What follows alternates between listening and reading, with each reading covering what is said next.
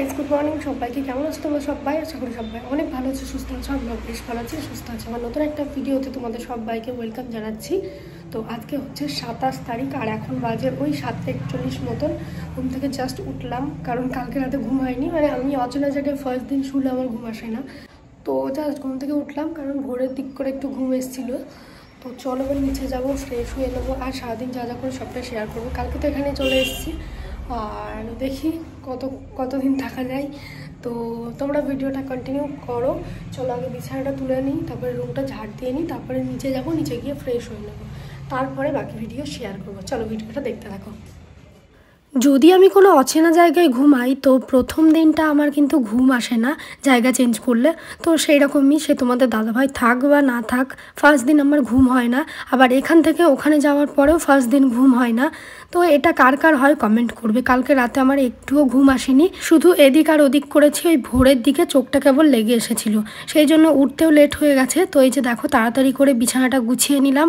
আর আমাদের কিন্তু ব্ল্যাঙ্কেট বেরিয়ে গেছে, যদিও আমার ব্ল্যাঙ্কেট গায়ে দেওয়ার মতন ঠান্ডা লাগছে, এখনও কিন্তু অতটাও ঠান্ডা পড়েনি। আর আমার এই ব্ল্যাঙ্কেটটা প্রচণ্ড ভারী, তো সেই জন্য এই ব্ল্যাঙ্কেট গায়ে দিয়ে আরও গরম লাগছিল। যাই হোক, তো এই যে দেখো বিছানা তোলা হয়ে গেছে।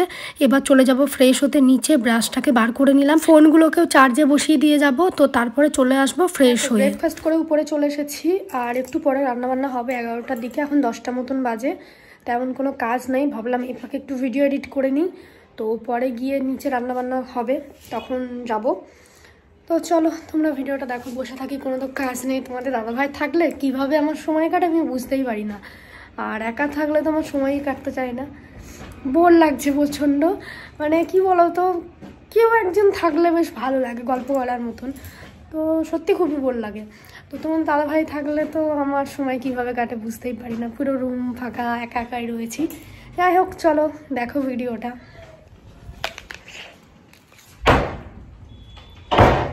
বাপরে, এত জোরে হাওয়া দিয়েছে, দরজাটা লেগেছে। তো চলো এবার গিয়ে রান্না বসাই। বসে বসে এতক্ষণ ভিডিও এডিট করছিলাম, আর এটা কালকে মা সাথে করে দিয়েছিল, কালকের খাওয়া হয়নি। চলো যাওয়া যাক। দরজাটা লাগিয়ে দিয়ে যায়, প্রচণ্ড জোরে হাওয়া দিচ্ছে। তো এবার হচ্ছে রান্না বান্না বসানোর পালা। এখন ওই বাজে 11টা মতন, একটু বেলা করে রান্নাটা বসাচ্ছি। আর আজকে রাতেও আমাদের একটা নিমন্ত্রণ বাড়ি রয়েছে, সেই জন্য বেশি কিছু রান্নাবান্না হবে না, অল্প কিছু রান্নাবান্না হবে। তো যে দেখো চালটা নিয়ে নিচ্ছি, আর বাড়িতে কিন্তু কেউ নেই, আমি রয়েছি একা। তো আজকে রান্নার ডিউটি আমার উপরেই পড়েছে।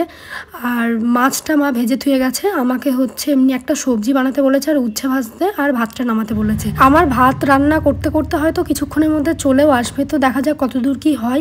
এদিকে দেখো আমি চালটা নিয়ে নিলাম, এই কাঠার 1 কাঠা মতন মাপ নিয়ে। আমি আগে জিজ্ঞাসা করেছিলাম কতটুকু কি লাগবে না লাগবে। আমি এখন এই চালের আন্দাজটা না বুঝতে পারি না, সেই জন্য আগে থেকে জেনে নিয়েছিলাম।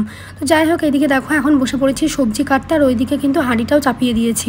জলটা ফুটতে থাকুক, ততক্ষণে আমি সবজিগুলো কেটে নেব। সবজি বলতে এই যে দেখো উচ্ছে ভাজা হবে, তো সেটাই কেটে নিচ্ছে। আর আলু ফুলকপির একটা রসা মতন হবে, তো এই দুটোই রান্না করবো। আর ছোটো ছোটো মাছ নেওয়া হয়েছিল, সেগুলো মা ভেজে থুয়ে গেছে। তো যাই হোক, চলো ঝটপট করে নিই। এসেই প্রথম দিনই আমার রান্নার ডিউটি ঝটপট করে কমপ্লিট করে নিতে হবে। তারপরে আবার একটু ভিডিও এডিটের কাজ রয়েছে, সেগুলো করতে হবে। আমি প্রচণ্ড ফাস্ট না, কিন্তু যে সব কিছু খুব তাড়াতাড়ি করতে পারি। আমার একটু ধীরে সুস্থে কাজ সময় লাগে, সেই জন্যই লেট হয়ে যায়। তো এদিকে দেখো আমি সবজি কাটতে কাটতে খেয়াল নেই যে আমার জল বসানো রয়েছে হাঁড়িতে।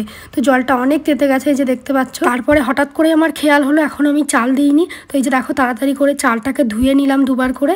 এবার চালটাকে দিয়ে দেবো হাঁড়িতে। আর জলটা একটু তাতিয়ে নিলে না বেশি তাড়াতাড়ি কিন্তু ভাতটা হয়ে যায়, তো একদিক থেকে সুবিধাই হলো। এখন আমাকে দেখে তোমাদের নিশ্চয়ই মনে হচ্ছে যে দিদিভাই কিন্তু আস্তে আস্তে সমস্ত কিছু শিখে গেছে, তাই না?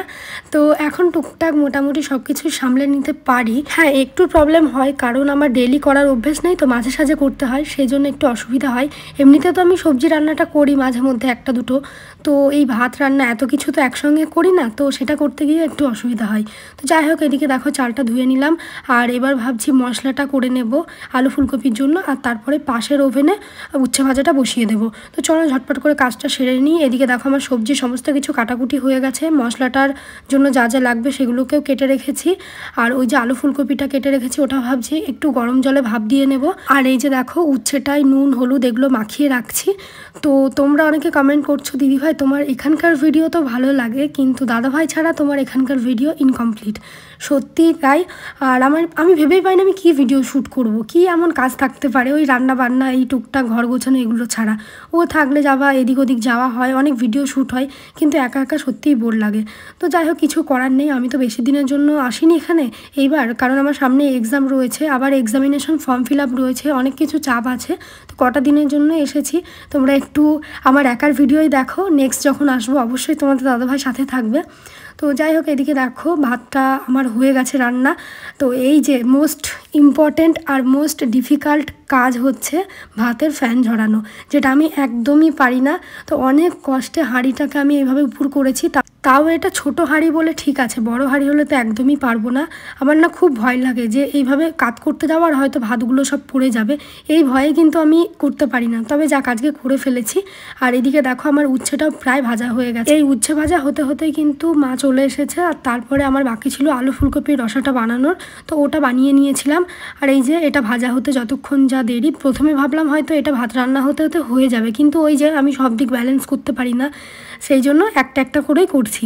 তো এই যে দেখো সমস্ত রান্নাবান্নার পর্ব কিন্তু আমার কমপ্লিট হয়ে গেছে। আর তারপরে স্নান টান সেরে জাস্ট আসলাম, এখন 2টো মতন বাজে, এবার খাওয়া দাওয়া করব। তো আজকে আমি হেয়ারটাকে ওয়াশ করেছি, তার কারণ কালকে ধুলোয় এসেছি, আবার আজকে রান্নাবান্নার ওখানে ছিলাম, তো সব কিছু মিলিয়ে চুলটা একটু কেমন একটা হয়ে গেছিলো, উস্কো খুস্কো টাইপের, আবার রাতে বিয়ে বাড়ি রয়েছে, সেই জন্যই ভাবলাম একটু শ্যাম্পু করে নিই। তো এই যে দেখো শ্যাম্পু করে নিয়েছি। আর এই শীতকালে শ্যাম্পু করাটা না খুব চাপের, মানে এত ঠান্ডা লাগে কি আর বলবো। তো যাই হোক তারপরে বিকেলবেলা বসেছিলাম, তো আমি আর সাথী, এটা আমার একটা ভাসুরের মেয়ে, তো আমরা আসলাম একটুখানি ঘুরতে না, আমরা এসেছিলাম অ্যাকচুয়ালি একটা দোকানে ক্রিম কিনতে। আমার ল্যাকমি সিসি ক্রিমটা আনা হয়নি, প্লাস শেষ হয়ে গেছে। তো বিয়েবাড়ি কালকে গিয়েছিলাম, সেখানে আমার মুখে কিচ্ছু দেওয়া হয়নি, তোমরা দেখেছিলে মুখটা একটু ড্রাই লাগছিল। তো ওকে বললাম চলো কিনে নিয়ে আসি সামনের দোকান থেকে। তো এসে দেখছি নেই, আর একটা দোকান বন্ধ, তো পাওয়া যায়নি। তো ওকে আমি বলছি তুমি যেভাবে পারবে আমাকে আগে ম্যানেজ করে দাও, কারণ বিয়েবাড়ি যাবো একটু কিছু না মাখলে ভালো লাগে না।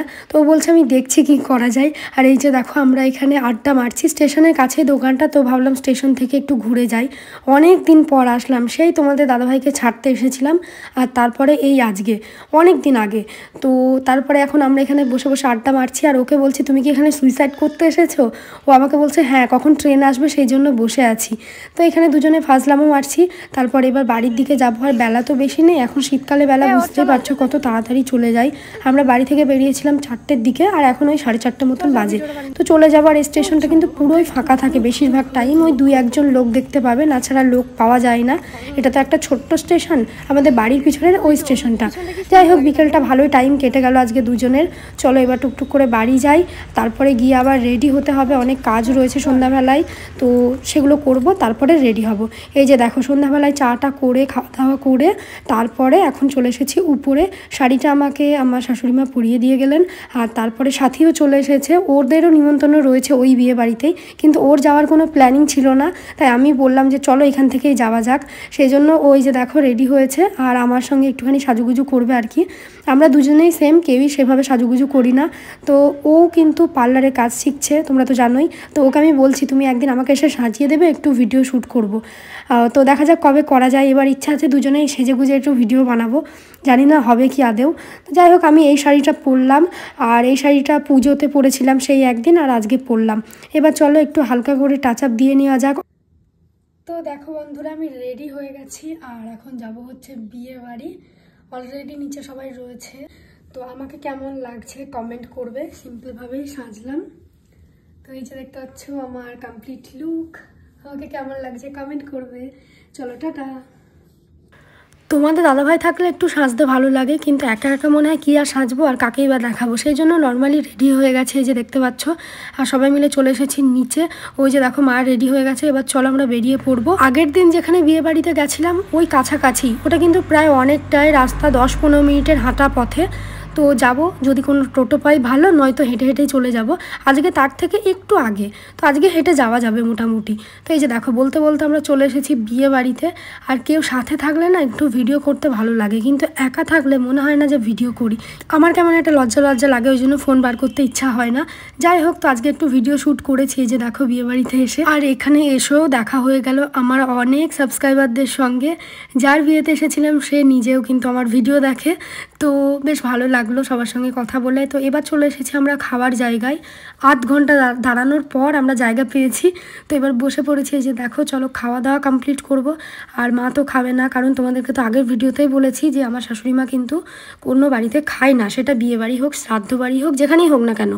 তো উনি বসেছিল, আমার জন্যই আসা, মেনলি আমি জোর করে নিয়ে এসেছি। একা একা যাবো, বোর লাগবে, সেই জন্যই। আর যেহেতু আমি এখানকার বউ, তো কিছুই চিনি না, একা একা আসতে তো অবভিয়াসলি লজ্জা লাগবে, সেই জন্যই আরও জোর করে নিয়ে আসি আমার শাশুড়ি মাকে। তো যাই হোক, উনি বসে রয়েছে আর আমরা বসে পড়েছি খেতে। এখনও কিন্তু খাবার দাবার দেয়নি, খাওয়া দাওয়া কমপ্লিট করে চলে যাব। আর এই যে সাথী আর আমি এখন বক বক করছি দুজন মিলে। তো আমাদের কেমন লাগছে সেটাও কিন্তু কমেন্ট করবে। দুজনেই একদম সিম্পলভাবেই রেডি হয়েছি। আর অন্যের বিয়েতে খুব একটা সাজতে আমার ভালো লাগে না, নিজেদের বিয়ে বাড়ি হয় একটু ভালো করে সাজা গোজা যায়। চলো এবার খাওয়া দাওয়াটা সেরে নিই, পরে কথা হবে। তো এই যে দেখতে পাচ্ছ, বিয়ে বাড়ি থেকে বাড়ি চলে এসেছি। জুয়েলারি সমস্ত কিছু খোলা হয়ে গেছে। আর হচ্ছে এবার যাব ফ্রেশ হতে। তো এখন কটা বাজে তোমাদেরকে একটু দেখাই। 1 মিনিট, বোঝা যাবে না। তো 11:32, 12টা বাজতে চললো। এসছি আবার, প্রায় অনেকক্ষণই হয়ে গেল, একটু ভিডিও শ্যুট করছিলাম। তো চলো ফ্রেশ হয়ে নিই, আর তারপরে এখানে মা আর আমি ঘুমিয়ে পড়বো, মানে আমার শাশুড়ি মা আর আমি। চলো টাটা, গুড নাইট সবাইকে, দেখা হবে নেক্সট ভিডিওতে। চলো টাটা।